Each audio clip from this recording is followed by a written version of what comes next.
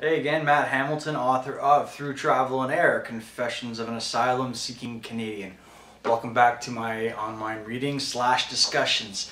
Today's chapter, chapter 11, A Name from the Past, deals with me having gotten safely out of Tenerife and now trying to figure out where I was going next. I honestly hadn't given it much thought. My main priority was getting away from the gangsters and the druggies and the dodgy people that lived in Tenerife. Well, anyways, the story begins with me sitting on the plane thinking about where I'm going, and although I'm heading back to London, Europe really doesn't have that much appeal to me. Chapter 11, A Name from the Past. Being a poor young backpacker, I felt I didn't get everything out of my European experience that I should. I couldn't afford to eat in the good restaurants and sample vintage wines. I ate McDonald's and drank Coke. I couldn't afford to sleep in a chateau or villa. I stayed in international hostels. It was also effortless getting around Europe. Between Eurail and quick cheap flights, there was no hassle traveling from one country to another. Even if it was time consuming, Europe was a comfortable and uncomplicated continent to negotiate.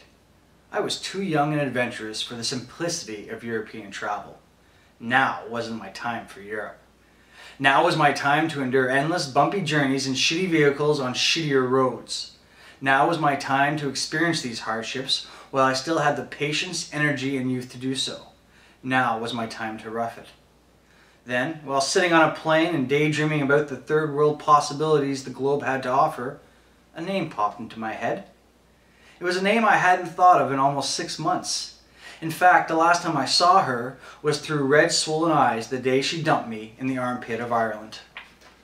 For whatever obscure reason, I thought of Sabrina.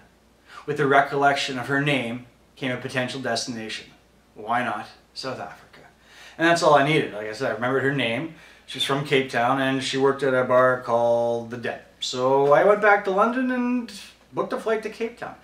I figured I was going to have to see the African continent at some time during my trip around the world, so why not now? I had a loose Cape Town to Cairo trip planned, and when I say that, I knew I was going to start in Cape Town and hopefully would end in Cairo. And next thing I knew, I was on a plane heading to the southern tip of Africa, and it dawned on me once again that sometimes my decisions can be a little rash. Before I could think things through or change my mind, I found myself sitting on the 12-hour flight and heading for the southern tip of Africa.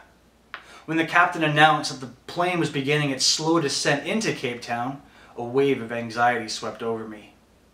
I sucked in as much air as I could and thought to myself, holy shit, was I insane?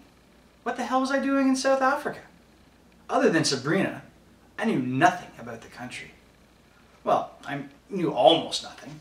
I knew there had been something called apartheid, which was a racist regime in which black South Africa was essentially stripped of all rights. I also knew that this racist policy had ended thanks in part to a man named Nelson Mandela, who had become the president of the country. I've been told by the media that South Africa is plagued with crime and violence, and in spite of being highly suspicious of the liars, the media, deep down I believe there was a good chance of getting mugged at some point on the African continent. I would consider it a part of the travel experience. I had no idea what there was to see or do in South Africa. I had no clue what the cultures, peoples, or climates were like. I didn't even know there would be hot water. And it's true, I actually took this shower in London the day I was flying to Cape Town and stood under those warm drops a few minutes longer than I probably should have because I had this thought that I was going to the African continent. There was a strong possibility I would not see hot water for some time. Anyways, thankfully these anxieties and concerns were washed away with the help of Mother Nature yet again. As we were coming into Cape Town, I looked out the window and saw Table Mountain, and it once again put things in perspective for me. It actually got me quite excited and amped about arriving and seeing this new place. Did land, was able to find a hostel in the city center, got a quick nap, and while the sun was still up, I decided to go for a little walk, as I often do when I get to a new city, just to get my bearings and know where I'm staying, so when I get drunk later on that night I can find my way home. Anyways, this is where I'm about to head out.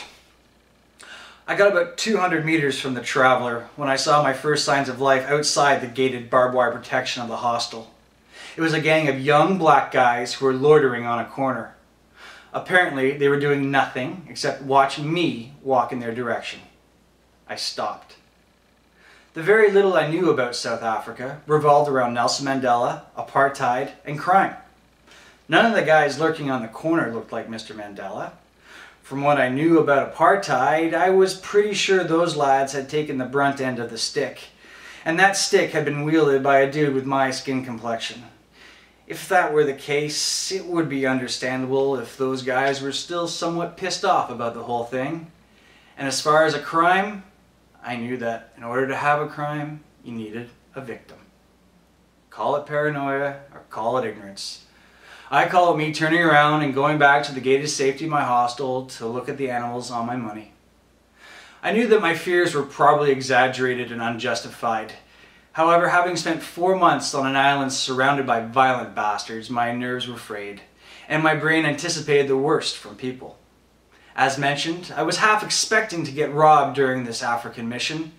However, I imagined my mugging would be at the hands of rebels somewhere in the middle of the Congo, or possibly by Somalian bandits. I didn't want to get robbed in broad daylight by a bunch of teenagers after only 3 hours on the continent. That setback would be too disheartening.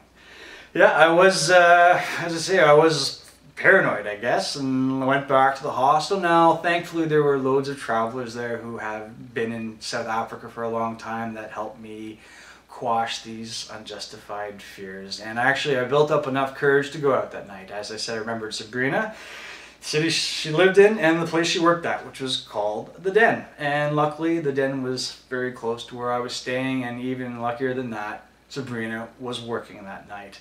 And I guess actually even luckier than that, I got up to the bar and she looked over and recognized me. She was blown away that I had come to Cape Town to visit the country based on her words.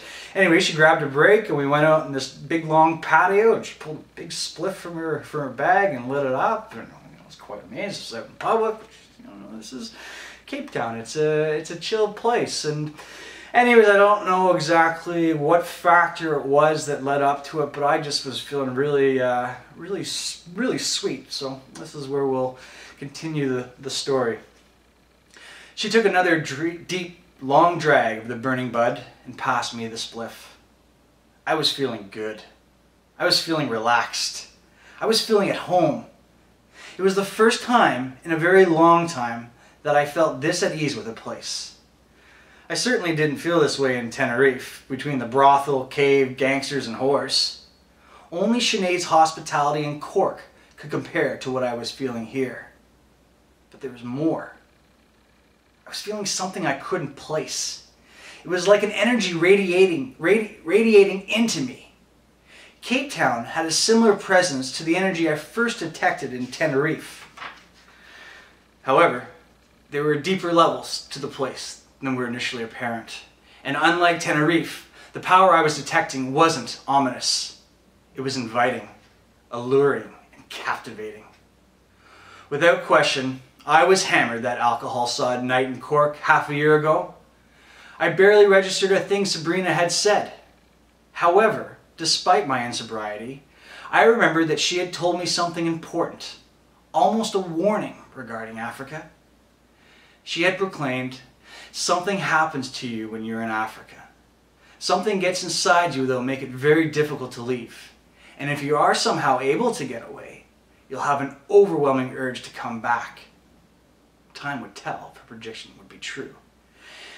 And at that point, I honestly had no idea, but I was feeling something inside me that was getting me so juiced about being there, so excited. I really couldn't wait for the next day to begin. Anyways, that was chapter 11. I hope you enjoyed it.